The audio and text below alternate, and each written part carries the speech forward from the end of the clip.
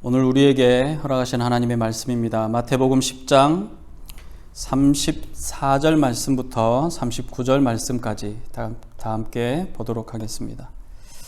내가 세상에 화평을 주러 온 줄로 생각하지 말라. 화평이 아니요 검을 주러 왔노라. 내가 온 것은 사람이 그 아버지와 딸이 어머니와 며느리가 시어머니와 불화하게 하려 함이니 사람의 원수가 자기 집안 식구리라. 아버지나 어머니를 나보다 더 사랑하는 자는 내게 합당하지 아니하고 아들이나 딸을 나보다 더 사랑하는 자도 내게 합당하지 아니하며 또 자기 십자가를 지고 나를 따르지 아니하는 자도 내게 합당하지 아니하니라. 자기 목숨을 얻는 자는 잃을 것이요 나를 위하여 자기 목숨을 잃는 자는 얻으리라. 아멘.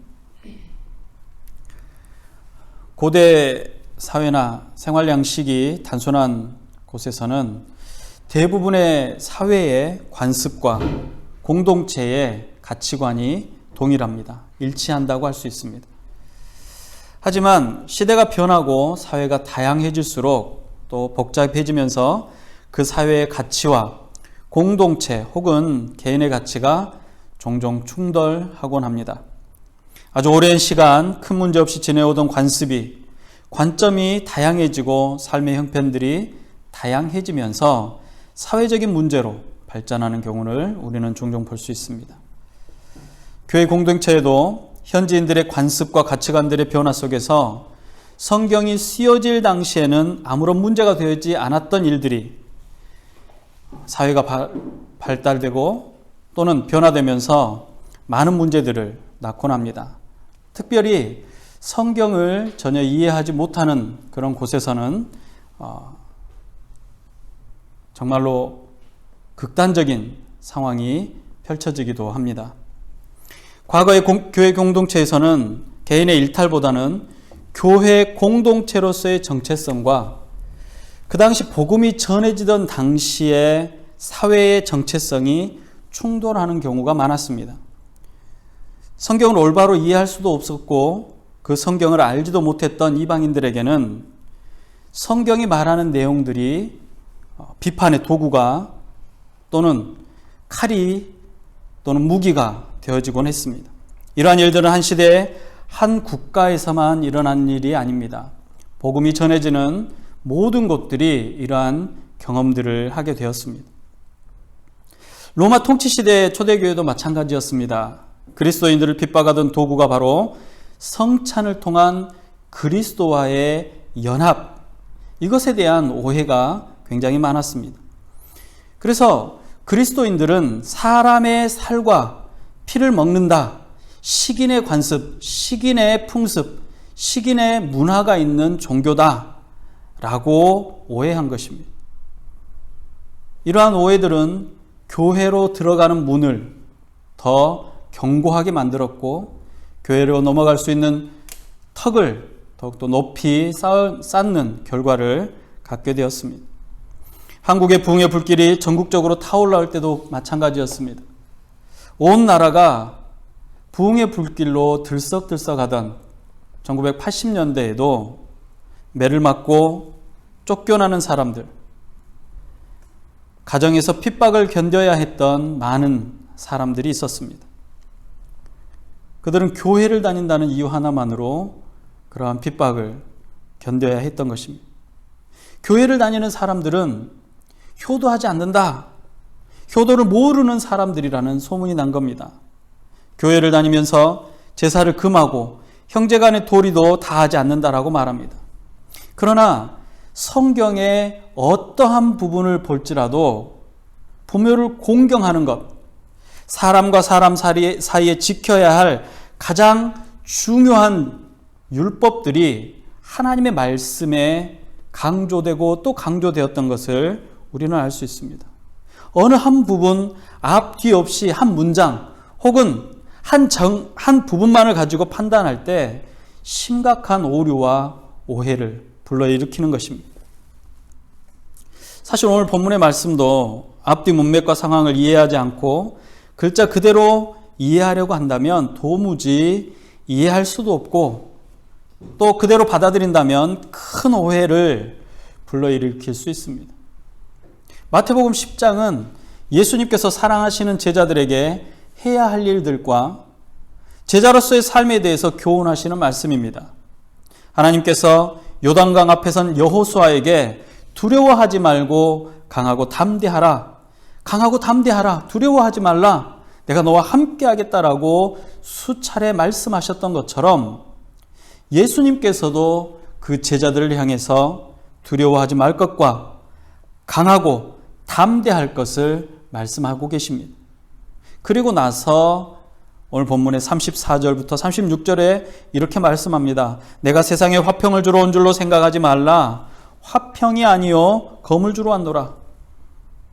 내가 온 것은 사람이 아버지와 딸이 어머니와 며느리가 시어머니와 불화하게 하려 함이니 사람의 원수가 자기 집안 식구리라 라고 말합니다.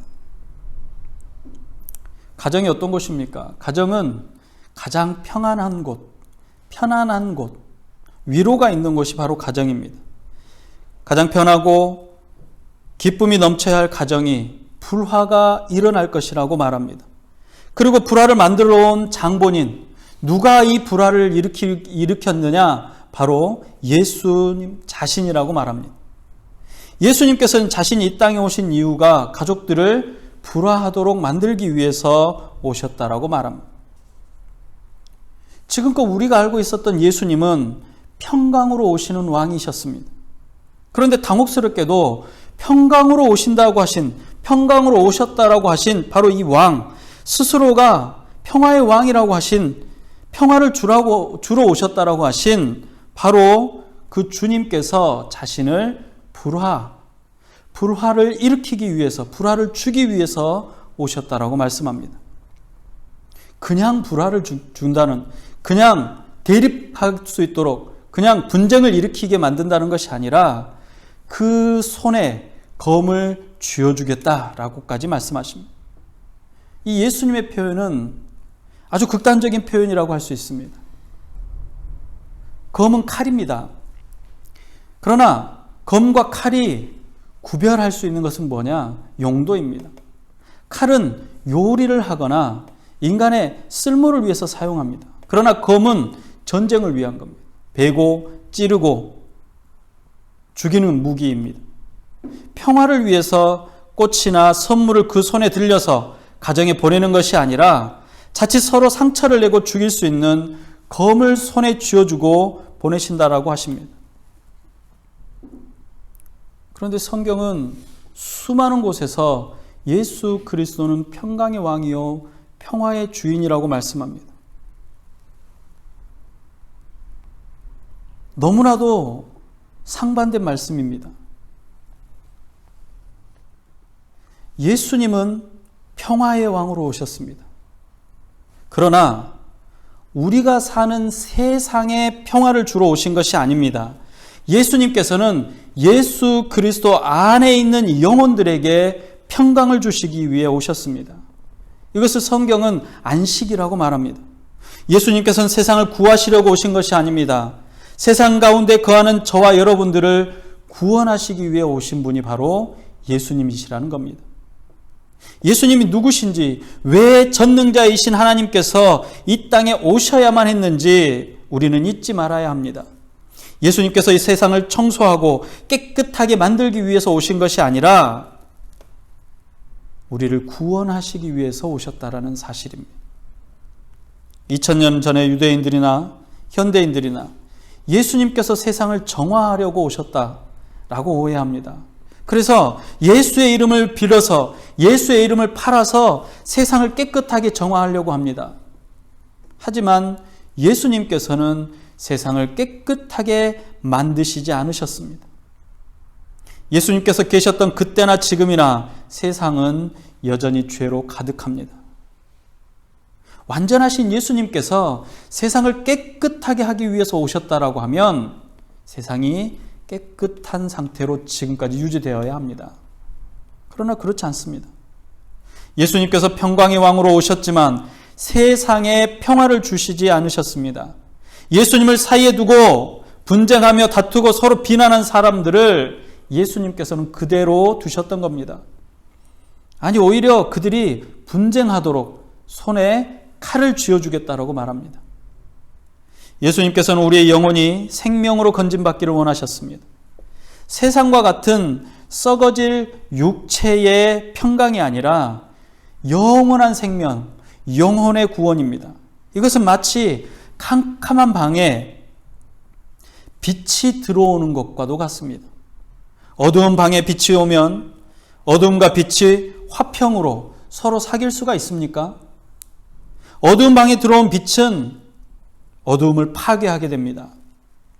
우리가 매 순간 거룩하고 또 구별되기를 소망하면서 세상의 욕심과 화평을 이루고 살아갈 수는 없습니다. 우리가 예수를 믿어 구원받은 백성이 되려 하면 우리 안에 거룩한 육체의 욕심과 우리 안에 거하는 육체의 욕심과 거룩하게 구별된 구원받은 영혼이 충돌하게 되어집니다.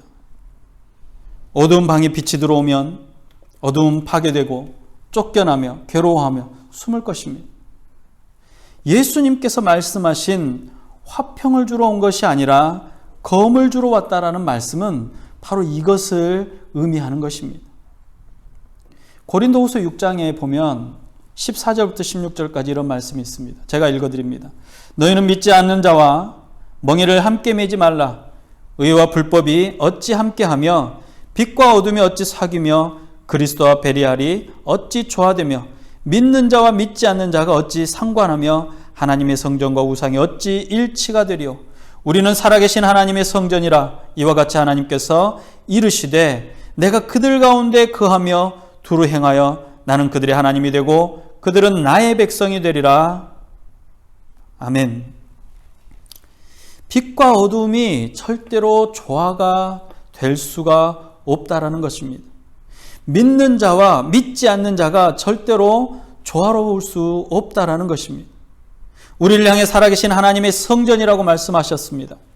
우리가 살아계신 하나님의 성전인데 그 거룩한 성전 안에 우상이 어떻게 하나님의 거룩한 성전과 함께 존재할 수 있냐는 것입니다.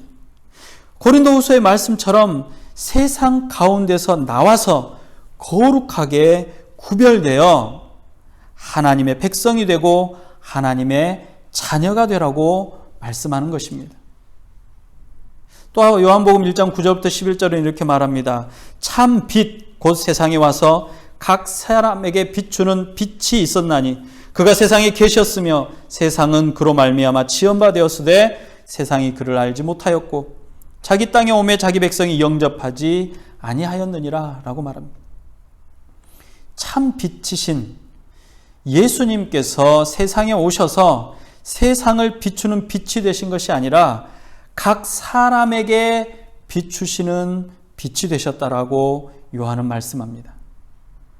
그분이 세상에 계셨고 세상을 창조하셨지만 세상은 주님을 알아보지 못할 뿐만 아니라 당신의 땅에 오셨지만 그 백성들이 영접치 않습니다. 요한복음 3장에도 이렇게 말합니다. 그 정죄는 이것입니다. 곧 빛이 세상에 왔으되 사람들이 자기 행위가 악함으로 빛보다 어둠을 사랑한 것이니라. 악을 행하는 자마다 빛을 미워하여 빛으로 오지 아니하나니 이는 그 행위가 드러날까 함이요 진리를 따르는 자는 빛으로 오나니 이는 그 행위가 하나님 안에서 행한 것임을 나타내려 함이니라 하시니라. 빛 되신 예수님께서 세상 가운데 빛으로 오셨지만 어두움을 사랑하는 사람들은 빛을 미워하고 빛으로 오지도 않습니다. 자신들의 악한 행위가 드러날까 봐 어두움 속에서 더 깊숙이 숨어 들어가 버렸습니다. 그러나 결국 빛이 비추이게 되면 어두움은 숨을 곳이 없습니다. 아무리 꼭꼭 숨고 아무리 누구도 찾을 수 없는 곳으로 숨어 들어간다고 할지라도 어두움은 빛으로 인해서 숨김없이 드러나며 사라져버린다는 것입니다. 예수님께서는 세상에 화평을 주러 온 것이 아니라 검을 주러 오셨다라고 말씀하셨습니다. 이 검은 요리를 하거나 취미생활을 위한 도구가 아니라 전쟁을 위한 가장 위험하고 극단적인 곳에 쓰이는 도구입니다. 예수님께서 세상을 향해 나아가는 세상에 보내지는 제자들의 손에 쥐어준 것은 바로 전쟁을 위한 검이고 이 검을 사용해서 빛 가운데 거하기를 바라신 것입니다. 검은 단호하게 사용하는 것입니다. 예수님께서는 제자들이 세상과 타협하고 적당히 평화를 이루고 사는 것을 원하지 않으셨습니다. 요한계시록에 보면 라오디게아 교회에게 예수님께서 말씀하십니다. 차갑든지 뜨겁든지 하라고 말합니다. 요한계시록 3장입니다. 내가 내 행위를 아노니 내가 차지도 아니하고 뜨겁지도 아니하도다. 내가 차든지 뜨겁든지 하기를 원하노라.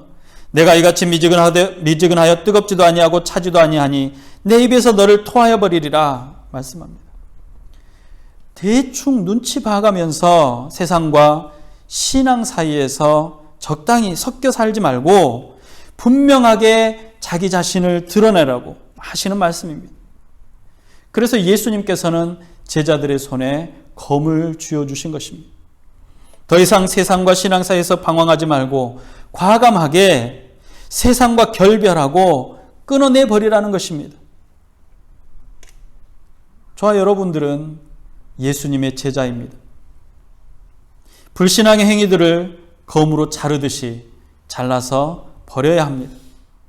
우리로 구별되어 거룩하라고 하셨으니 하나님의 백성이요 자녀 삼아주셨다는 확신을 갖고 있다면 우리는 주님께서 주신 검을 움켜쥐고 있는 사람들입니다. 2000년 전에 제자들의 손에 검을 쥐으셨던 주님께서 저와 여러분들의 손에도 이 검을 쥐어주셨다라는 겁니다. 어두움에 속한 세상을 단호하게 끊을 수 있는 검을 손에 쥐고 있는 사람들입니다. 믿음은 세상과 타협하거나 화평을 위해서 멈춰서는 것이 아닙니다. 예수님께서는 우리 손에 검이 쥐어졌을 때 가정에 불화가 생길 것이라고 말한 것입니다. 이 말씀은 부모나 또는 남편이나 부인이나 자녀나 부모를 향해서 미워하며 내 자신마저도 전쟁에서 만나는 적과 같이 생각할 것이라고 하시는 것입니다. 우리가 주님이 쥐어주신 검이 손에 들려 있을 때 세상은 우리를 미워하게 될 것이라고 말했는데, 그래서 단호하게 검을 휘둘러서 세상으로부터 구별되라고 할 때 그때 사단은 우리에게 가장 가까운 것, 우리에게 가장 약한 것을 들어서 우리를 흔들 것입니다. 우리에게 가장 가까운 것이 누구입니까? 가족입니다. 우리가 가장 사랑하는 것이 누구입니까? 가정입니다. 가족을 통해서 우리가 그리스도 안에 있기를 거룩한 삶을 사는 것을 막는 것이 사단의 계략입니다. 이러한 사단의 계략을 분별해내고 물리칠 수 있는 중요한 기준이 있다면 바로 이것입니다.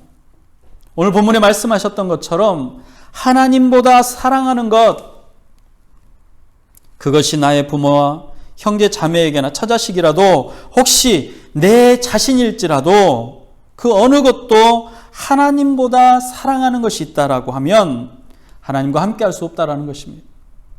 마치 어두움이 빛과 함께하지 못하는 것처럼 화평할 수가 없습니다.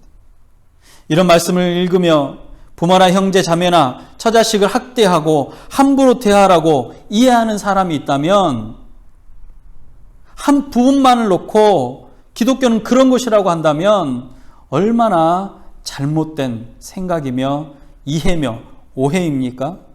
성경 어느 곳에도 나 외에 다른 사람을 학대하거나 함부로 대하라는 말씀이 없습니다.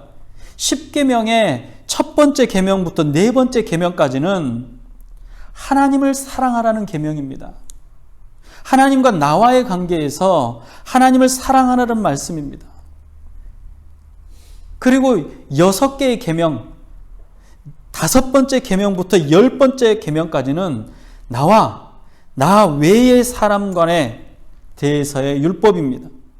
타인을 사랑함에 있어서 내 자신을 사랑하는 것 같이 타인을 사랑하는 것, 그것이 율법이 말하고 있는,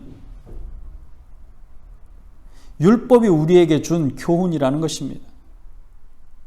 그 중에 가장 처음 지켜야 할 율법이 뭡니까? 사람과 사람 사이에서 지켜야 될 가장 처음 율법이 뭡니까? 내 부모를 공경하라입니다. 내 자신을 사랑하지 않는 사람이 어떻게 가족을 사랑할 수 있습니까? 가족들조차도 사랑하지 않으면서 가족이 아닌 이웃을 어떻게 사랑할 수 있습니까? 이웃을 미워하면서 어떻게 하나님을 사랑한다라고 말할 수 있겠습니까? 결국 이 말씀은 내 자신과 가족 그리고 이웃을 사랑하며 최선을 다해서 섬겨야 한다라는 말씀입니다. 그리고 그 어떤 존재보다 하나님을 더 사랑하라는 것입니다. 사랑의 분량을 우리는 측정할 수는 없습니다. 무게를 달거나 길이를 재거나 높이를 잴 수 없습니다. 그러나 우리는 스스로 분별할 수 있습니다. 내가 우선순위로 두는 것이 무엇이냐? 하나님의 것과 세상의 것을 저울질할 때 어느 것을 선택하느냐? 이것은 분명한 것입니다. 하나님께서 세상을 향해 나아가는 제자들 강하고 담대하라고 말씀하시며 그 손에 검을 쥐어주셨습니다. 예수님의 제자된 저와 여러분들의 손에도 예수님께서 쥐어주신 검이 있습니다. 여러분, 여러분들의 손에 쥐어준 예수님의 검이 있습니까? 성도는 세상과 조화를 이루거나 화평을 이루기 위해 타협하거나 적당히 섞여 사는 사람들이 아닙니다. 세상과 적당히 타협하고 적당히 조화를 이루고 사는 사람이나 교회를 보면 합리적이라고 말합니다. 그러나 이것은 사단의 계략일 뿐입니다. 우리는 하나님께서 당신의 백성 삼으시고 자녀 삼으시려고 세상으로부터 구별하셨습니다. 거룩해 하셨습니다. 거룩하다라고 말씀하시고 내가 너와 함께 하겠다라고 말씀하십니다. 그리고 그 말씀에 그 능력의 주인 되신 주님께서 우리를 제자 삼으셨다라는 것입니다. 세상이 여러분을 미워하고 싫어하는 건 참 빛이 되신 주님의 영이 우리 안에, 내 안에 거하고 있다라는 증거입니다. 영원한 생명을 소망하고 주님 오시는 그날까지 손에 꼭 쥔 검으로 세상의 유혹을 단호하게 잘라내시는 여러분들이 되시기를 주님의 이름으로 축복합니다. 기도하겠습니다. 참 빛 되신 주님, 우리의 손에 쥐어주신 검을 다시 한번 확인하게 하여 주시옵소서. 우리를 거룩하게 하신 하나님의 뜻을 분별하는 성령의 검을 확인하게 하여 주시옵소서. 내가 너와 늘 함께 하겠다. 내가 너를 사랑하며 내가 너를 떠나지 않겠다. 영원토록 너와 함께 하리라고 하셨던 주의 약속을 기억하고 이 땅에 빛으로 오신 예수 그리스도의 빛을 온몸으로 받아들이게 하여 주시옵시고 그 빛이 세상 가운데 드러날 수 있도록 허락하여 주시옵소서. 우리의 발걸음은 세상과 적당히 타협하는 발걸음이 아니라 하나님의 나라를 선포하는 발걸음이 되게 하여 주시옵시고 주의 뜻을 드러내는 발걸음이 되게 하여 주시옵시며 우리를 유혹하는 사단의 계략으로부터 지키시는 하나님의 영이 승리하는 모든 순간순간 주님 함께 하셨음을 고백할 수 있도록 허락하여 주시옵소서. 주님, 어렵고 힘든 세대를 살아갑니다. 단순하지 않고 복잡하고 다양하고 정말로 알 수 없는 시대입니다. 이런 시대에 우리가 그리스도인의 정체성을, 예수 그리스도 안에 있는 사람으로의 정체성을, 프로테스탄트의 정체성을 가질 수 있도록 허락하여 주시옵소서. 주의 말씀이 우리의 발등에 빛이 되게 하시고 우리의 삶에 인도자 되게 하실 줄 믿사옵고 우리 구주 예수님의 이름으로 감사하며 기도드리옵나이다. 아멘. 지금은 빛으로 오신 우리 구주 예수 그리스도의 은혜와 하나님 아버지의 무한하신 사랑하심과 성령님의 감화, 감동, 위로, 교통 충만케 하시는 은혜가 우리 주님 주어주신 그 검을 손에 꼭 쥐고 이 땅 가운데, 세상 가운데 빛의 자녀로, 거룩한 백성으로, 하나님의 백성으로 삶을 살아가길 원하는 주의 모든 백성들의 머리 위에 이제로부터 영원토록 함께 있을지어다. 아멘.